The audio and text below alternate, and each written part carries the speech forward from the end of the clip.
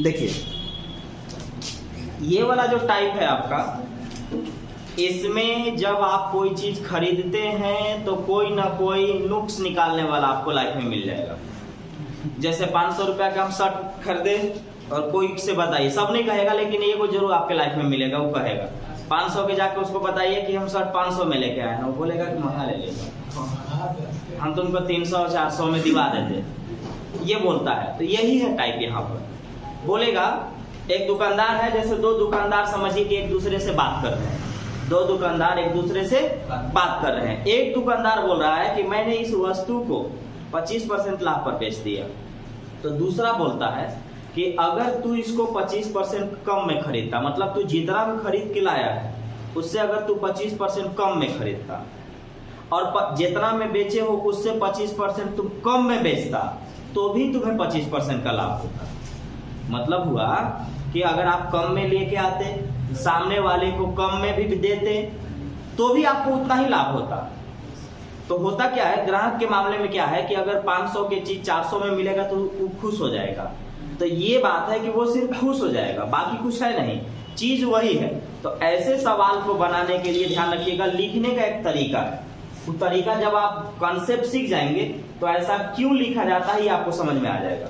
लेकिन लिखने का एक तरीका है।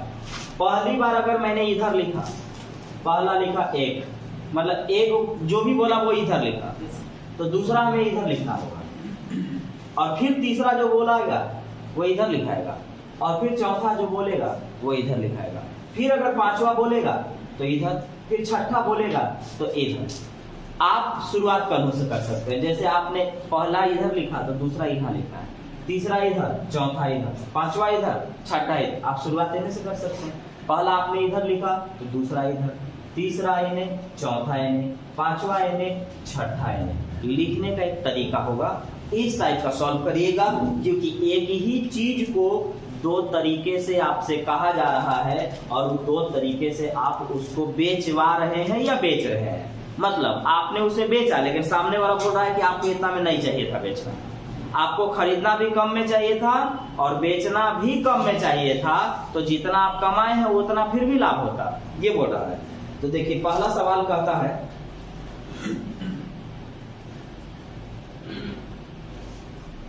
फर्स्ट क्वेश्चन है, एक व्यक्ति अपनी घड़ी 25% लाभ पर बेचता है। यदि वह इसे 25% कम में खरीदता और 25 रुपए कम में बेचता तो भी उसे 25% का लाभ होता। घड़ी का क्रयमूल्य बताएं, यानी सीपी बताएं। तो हम मान लेते हैं कि हम खरीद करके इसको x रुपया में लाए थे। हम मान लेते हैं कि खरीद करके इसको कितना में लाए थे, x में लाए थे। तो जितना में लाए थे, आपको मालूम है कि अधिक या लाभ का मतलब जोड़ देना। जैसे 20% लाभ 120/100, 50% लाभ 150/100, 20% हानि 80/100, 30% हानि 70/100। फ्रैक्शन तो आपको पता है। तो कहता है कि आप खरीद के लाए हैं x में, और जितना में आप खरीद के लाए हैं उससे आपको 25% ज्यादा में बेच, आपने क्या किया, 25% लाभ पर बेचा। तो आप x में लाए थे, आप 25% लाभ का मतलब 125/100 में बेचे होते। लेकिन दूसरा कोई कह रहा है, तो अब एक बार तो हम इधर लिख लिए ना, दूसरा जो हमको लिखना होगा वो इधर ना लिखेंगे, ये पहला लिखे हैं हम। तो दूसरा कोई कह रहा है कि तुम कितना में खरीदे हो, तो हम बोलेंगे कि हम x में खरीदे थे। तो उसका कहना है कि तुम 25% कम में अगर खरीदता, 25% कम मतलब 75/100, यानी 3/4 है और ये 5/4 है। तो उसे आपको नहीं करना है, जब आपका प्रैक्टिस हो जाएगा तो 5/4 लिखाएगा और 3/4 लिखाएगा। अभी आपको समझते चलना है। हम खरीद के लाए हैं x में और 25% लाभ पर बेच दिए। दूसरा आदमी बोलता है ना कि तुम कितना में खरीदे, तो हम बताए कि x में खरीदे थे। वो बोला कि 25% अगर तुम कम में खरीदते, तो 25% कम का मतलब 75/100। और फिर बोल रहा है कि अगर तुम 25 रुपया कम में बेचते, तो पहला मैंने इधर लिखा, दूसरा इधर लिखा, अब इधर ना लिखूंगा। अब रुपया में अगर कम कहेगा तो माइनस और अधिक कहेगा तो प्लस। रुपया के मामले में परसेंटेज तो आपको मालूम है, फ्रैक्शन। रुपया में अगर कम बोलेगा तो माइनस लिखना है और अगर अधिक बोलेगा तो प्लस लिखना है। लेकिन वो बोलता है कि अगर तुम 25 रुपया कम में बेचते, तो कम में बेचे, तो भी तुम्हें 25% का लाभ होता। तो तीसरा इधर लिखा गया तो चौथा इधर ना लिखेंगे, पर तो भी तुम्हें 25% का लाभ होता। 25% लाभ का मतलब 125/100 और ये आपस में बराबर होते हैं। अब आइए 25 से 5 बार में 4 बार में, ये 3 बार में 4 बार में, ये आपका 5 बार में 4 बार में। माइनस है उधर जाएगा तो प्लस होगा और x वाला एक तरफ, क्योंकि देखिएगा ये x है और ये भी x है, तो ये आपके पास आया 5x/4। तो ये प्लस इधर आइए तो 5 दिया 15 और 4 चौका 16, तो 15/16 है। प्लस है इधर आएगा तो माइनस 15x/16। ये माइनस इधर जाएगा तो प्लस हो जाएगा। एलसीएम लेंगे तो 16 आएगा। 4 चौका 16, 4 बार 4 5 20x माइनस 16 एकम 16, 15 एकम 15 बराबर में 25। क्रॉस मल्टीप्लाई तिरछा तिरछी गुना, 20 में से 15 गया, 5x बराबर में 16 गुने 25, काटिए 50 25, 16 बचे 80। आप 80 रुपया में इसको खरीद करके लाए थे। एक बार फिर से समझिए, तरीका है एक एक बार इधर उधर लिखना, मतलब एक बार इधर लिखे तो दूसरा इधर लिखेंगे, फिर तीसरा इधर लिखेंगे तो चौथा इधर लिखेंगे। शुरुआत आप किसी भी तरीके से कर सकते हैं, कोई दिक्कत नहीं है। तो देखिए हम खरीद के लाए हैं x में, एक बार फिर से मैं इसे मिटा देता हूं और फिर से मैं लिख देता हूं। हम खरीद करके x में लाए थे, लेकिन किसी ने मुझसे कहा नहीं हम खरीद के लाए x में और इसको हम 25% लाभ पर बेच दिए, तो इतना पर बेचे होंगे।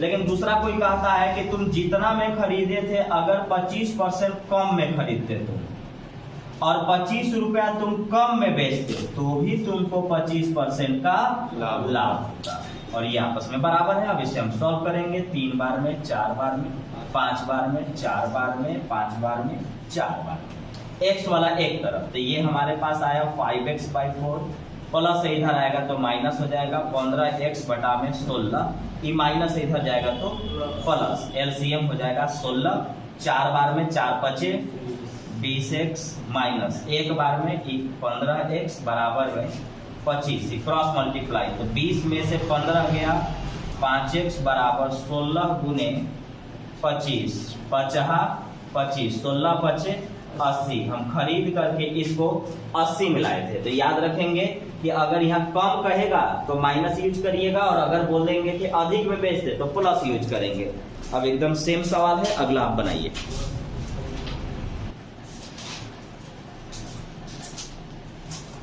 एक व्यक्ति एक वस्तु खरीदकर 10% घाटे में बेच देता है। यदि वह 20% कम में खरीदा होता और 55 रुपया अधिक में बेचा होता तो इसे 40% का लाभ होता। वस्तु का क्रय मूल्य बताइए। हमें मालूम है एक एक तरफ से लिख लिया जाता है, तो हम मान लेते हैं कि हम इसे खरीद करके x रुपया में लाए थे, तो x में लाए हैं और 10% नुकसान में बेचना है, तो 90/100 में न बेचेंगे। और कहता है कि तुम जितना में खरीदे थे अगर 20% कम में खरीदा होता, 20% कम का मतलब 80/100, 20% कम में खरीदा होता और 55 रुपए अधिक में बेचा होता, अधिक मतलब प्लस, 55 रुपए अधिक में बेचा होता तो भी तुम्हें 40% का लाभ होता, तो भी तुम्हें 40% का लाभ होता है। एक बार फिर से खरीद के हम x में लाए हैं, लेकिन बोलता है कि अगर मैं 10% कम में खरीदा होता तो 90/100 में खरीदता, फिर तो हम खरीद के x में ही लाए थे। लेकिन कोई और कह रहा है कि अगर तुम 20% कम में खरीदता यानी 80/100 में खरीदता और 55 रुपया अधिक में बेचता तो भी तुम्हें 40% का लाभ होता, और ये आपस में बराबर, 0 0 खत्म, 4 बार में 5 बार में 7 बार में 5 बार, 250 आ रहा था, प्लस है इधर आएगा तो माइनस होगा, तो आपका होगा 9x/10, ये प्लस है इधर आएगा तो माइनस, 7 चौका 28 x/25, ये प्लस इधर गया है तो माइनस हो जाएगा। एलसीएम लीजिएगा तो 50 आएगा, ये 5 बार 5 9 45x, 2 बार 28 बना के 56x बराबर में 55, वो भी माइनस में, ये गुना होकर वहां जाएगा तो 45 में से 56 घटाइएगा तो -11x बराबर 50 गुने -55, माइनस और माइनस खत्म, 11 5 55, 50 25 यानी x का वैल्यू 250 यानी हम इसे 250 में खरीद के लाए थे। बस तरीका यही है कि एक बार इधर लिखना है, दूसरा बार इधर लिखना है। अधिक कहेगा तो अधिक करेंगे, कमी कहेगा तो कमी कहेंगे। एक्स में खरीदे हैं 10% कम में खरीदते, एक्स में खरीदे हैं 20% कम में खरीदते, 55 रुपया अधिक में बेचते, तब वो 40% का लाभ होता। सॉल्व करेंगे, एक्स का वैल्यू 250 यानी 250 आएगा और ये 250 रुपया उसका सीपी यानी नहीं। देखिए अगला सवाल सुनिए, इसको बनाने का तरीका देखिए। कहता है कि एक वस्तु को 12% लाभ के बदले 8% लाभ पर बेचना है। मतलब आप सोचे थे कि हम 12% पर बेचते हैं, लेकिन आपको बेचना है 8% पर, तो 232 रुपया कम मिलेगा, उसका क्रय मूल्य बताइए। देखिए ऐसे सवाल में आपके पास जो होगा इसका कंडीशन समझिए। एक ही सवाल में अगर आपका लाभ और लाभ अगर दिया हुआ है तो दोनों लाभ को आप घटाएंगे, दोनों लाभ को आप घटाएंगे। और अगर हानि दिया हुआ है तो भी आप घटाएंगे। एक कंडीशन देगा, लाभ और हानि देगा तो आप जोड़ेंगे। ध्यान रखेंगे, लाभ मतलब सेम चीज दिया घटेगा, हानि सेम चीज दिया घटेगा, लाभ और हानि देगा जोड़ेंगे। एक चीज और कभी कभी कहने लगता है, छूट और छूट, तो ये तो सेम ही चीज ना हो गया, ये फिर भी घटाएंगे। तो ये ध्यान रखिएगा, एक ही जैसा होगा दोनों परसेंटेज घट जाएगा, अलग होगा जुड़ जाएगा। अब वो लाभ हो सकता है, हानि हो सकता है। देखिए कहता है, तो ध्यान रखेंगे। अब यहाँ कंडीशन को सुनिएगा, अगर हम 12% लाभ पर बेचना चाहते हैं और उसको 8% लाभ पर बेच रहे हैं, तो 4% उसको कम पर ना बेच रहे हैं, तो 4% कम किए हैं तो पैसा कम होगा ना है? तो ये कहना चाहता है कि एक वस्तु को 12% लाभ के बदले 8% लाभ पर बेचने से 232 रुपए कम मिलते हैं। वस्तु का क्रय मूल्य यानी सीपी बताएं। तो देखिए लाभ और लाभ दोनों दिया हुआ है, क्या होगा? घट जाएगा। 12% में से 8% घटाएंगे, कितना परसेंट? 4%। 4% हम छोड़ रहे हैं, मतलब लिखना था नहीं, बेचना था 12% पर, बेच रहा हूं 8% पर, तो मैंने छोड़ दिया आपको 4%। और 4% जब मैंने छोड़ा तो इस 4% की वजह से 232 रुपया कम हो गया। और होगा भी, 12% के बजाय आपको हम 8% पर दे रहे हैं तो पैसा तो कम होगा ना, तो कम हुआ 232 रुपया, लेकिन वो परसेंटेज में कितना था? 4%। यानी 4% का वैल्यू 232 रुपया है, तो 1% का वैल्यू 4 × 20, 4 × 8 32, 1% का वैल्यू 58 है, तो 100% का जो वैल्यू होगा वो 5800 होगा। और 100% का मतलब क्रय मूल्य सीपी, दो चीज होता है, 100% का मतलब टोटल या 100% का मतलब सीपी यानी क्रय मूल्य। लेकिन ध्यान रखिएगा, लाभ और हानि दिया तो क्रय मूल्य निकलेगा, छूट दिया तो अंकित मूल्य निकलेगा एमआरपी, क्योंकि कारण है लाभ और हानि जब भी होगा वो सीपी यानी क्रय मूल्य पर होता है, और जब भी आपको छूट दिया जाएगा, डिस्काउंट दिया जाएगा, वो एमआरपी पर दिया जाता है। इसलिए सवाल में अगर छूट बात करेगा तो 100% का मतलब एमआरपी होगा। तो यहाँ पर क्रय मूल्य की बात किया है, तो क्रय मूल्य आपका 100% का मतलब कितना होगा? क्रय मूल्य होगा, एक बार फिर से 12% के बदले 8% पर बेचे, 4% आपको छोड़ दिए। अब 4% पर जब हम छोड़े तो 232 रुपया कम हो गया, तो 4% का वैल्यू 232 रुपया, 1% का वैल्यू 58 रुपया, 100% का वैल्यू 5800, यानी इसका क्रय मूल्य यानी सीपी 5800 रुपया था। अगला सवाल कहता है जी कि एक व्यक्ति एक वस्तु को 10% हानि पर बेचता है, यदि उसे यह 10 रुपए अधिक में बेचा होता तो उसे 10% का लाभ होता, वस्तु का क्रय मूल्य बताएं। बताइए 10% हानि है और 10% लाभ है, एक ही सवाल में हानि और लाभ दोनों दे रहा है, क्या करें? जोड़ेंगे। तो 10 और 10 20%, तो 20% का जो वैल्यू होगा वो 10 रुपया है, तो 20% का वैल्यू 10 है। हमको मालूम है कि 100% निकाला जाता है, तो 100% पुराने के लिए जरूरी नहीं है कि हर बार आप काटें, आप गुना भी कर सकते हैं। 20 में अगर मैं 5 से गुना करूंगा ना तो 100% बन जाएगा। अब 5 से इधर गुना किया हूं तो 5 से इधर भी करना पड़ेगा। तो 5 दहा 50 रुपया, 100% का वैल्यू कितना आ गया 50 रुपया। और 100% का मतलब करामूल, यानी इसका करामूल कितना है तो 50 रुपया है। लाभ और हानि था, जोड़ दिए। लाभ और हानि को क्या करते हैं, जोड़ देते हैं। तो लाभ और हानि को जैसे ही मैंने जोड़ा 10 10 20% हो गया। 20% का वैल्यू 10 रुपया, तो 100% का वैल्यू 50 रुपया। अगर आपको काटने का मन है तो आप काट सकते हैं। आपको ऐसे लिखना होगा कि 20% का वैल्यू 10 रुपया है तो 1% का वैल्यू 0.5 रुपया होगा। तो 100% का जो वैल्यू है वो 0.5 में आप 100 से गुना कर रहे हैं। एक अंक के बाद पॉइंट है, नीचे में एक जीरो लगेगा। कितना आया 50 आया। यानी किसी भी कंडीशन में करेंगे तो वही चीज आने वाला है। तो आप पूरा काट लें या आप 100 पर पहुंच जाएं, ये आपकी मर्जी है। यहां से एक कंसेप्ट के आधार पर सारे के सारे सवाल बनते चले जाएंगे। और अब इसमें हम लोग यहां से जो शुरू करेंगे वो प्री और मेंस सब इंक्लूड रहेगा, यानी अब लेवल हाई हो जाएगा। अभी तो कुछ बेसिक ही भी रहेंगे। बेसिक अगर रहेगा तो कैलकुलेटिव होगा, और नहीं तो फिर वो हाई लेवल का सवाल हो जाएगा। अभी तो बेसिक है। एक घर को 45,000 रुपया में बेचने पर विक्रय मूल्य का 1/9 हिस्सा लाभ होता है। यदि 5% हानि पर बेचे तो विक्रय मूल्य क्या होगा। आप खाली समझाते हमको। चलिए, मैंने क्या किया कि मैंने जब 45,000 में इसको बेचा तो 1/9 लाभ हुआ। तो हम देख ले रहे हैं कि लाभ कितना हुआ 5,000 ना। उसने बोला कि 45,000 में बेचे तो 1/9 लाभ हो रहा है। तो 1/9 का मतलब 5,000।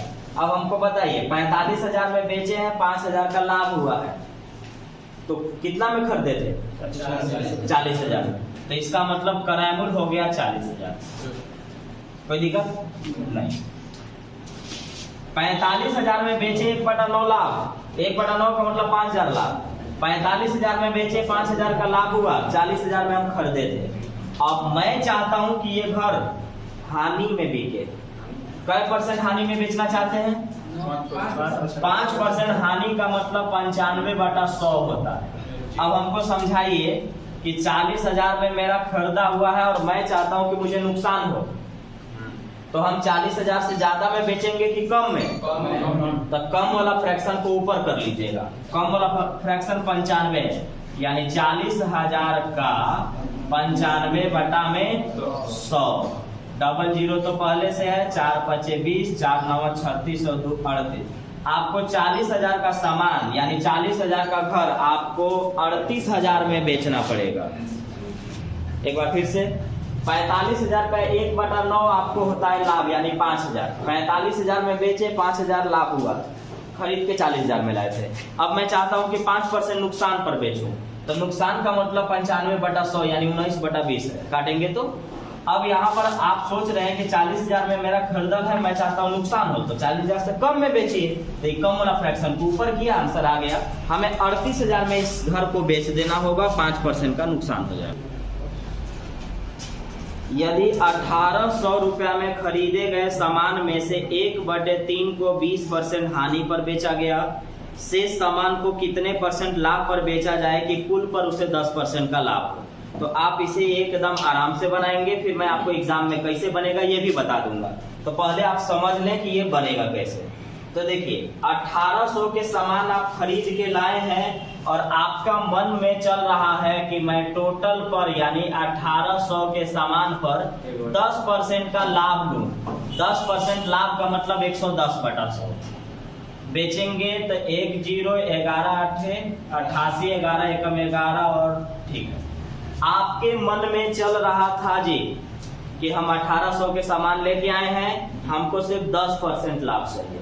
तो 10% लाभ माने 110/100 में इसको बेच देना था, यानी 1,800 के सामान को 1,980 रुपया में बेचने का आप शुरू में मन बना लिए थे।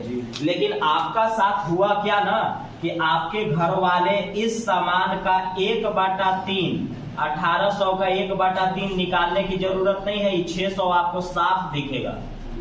1,800 के 1/3 कितना होता है 600। आप 600 के सामान को 20% नुकसान पर बेच लिए। 20% नुकसान का मतलब 80/100, यानी आपने जो इसे बेचा तो 600 का सामान था, आप इसको 20% नुकसान पर बेचे, यानी आप 848 रुपया में बेच दिए, 480 रुपया में बेच दिए। ठीक है, तो बेचे तो विक्रय मूल्य, ये भी क्या है, विक्रय मूल्य। आप सोचे थे कि 1800 के सामान है, 10% लाभ लेंगे, यानी 1980 में बेच लेना है। लेकिन आपके साथ क्या हुआ ना कि आपने 1/3 यानी 600 के सामान को 20% नुकसान में बेच दिया। तो 20% अगर आपने नुकसान में बेच दिया तो आपने 480 में बेचा। अब सामान आपके पास कितना का है, 1200 का। अब सामान आपके पास कितने का है, 1200 का है, क्योंकि 1800 के सामान में 600 आप बेच चुके हैं, बचा है 1200। तो आप देखिएगा कि आप बेचने वाले थे 1980 में और आप कुछ चीज 480 में आप बेच दिए। तो अभी आपको कितना के बेचना है, तो अभी आपको सामान 1500 में बेचना है, लेकिन उस सामान कितना के है, तो अब आपके पास 1200 के सामान बचा है। आप यहां गलती कर दिए, इसलिए अब आपके साथ ऐसा करना पड़ रहा है। यानी आपके पास अब 1200 के सामान बचा हुआ है और आपको बेचना है 1500 में, क्योंकि आप पहले ही प्लानिंग बना चुके थे कि हमें 10% लाभ चाहिए। तो 1200 के सामान को अगर आप 1500 में बेचेंगे तो 300 रुपए का लाभ होगा। अभी लाभ परसेंट बताना है कि यही बचे हुए सामान को कितने % लाभ पर आप बेचेंगे कि ऑल ओवर पर, टोटल पर 10% का लाभ हो। तो देखिए लाभ परसेंट होता है लाभ गुने 100 बटा में क्रय मूल्य यानी सीपी।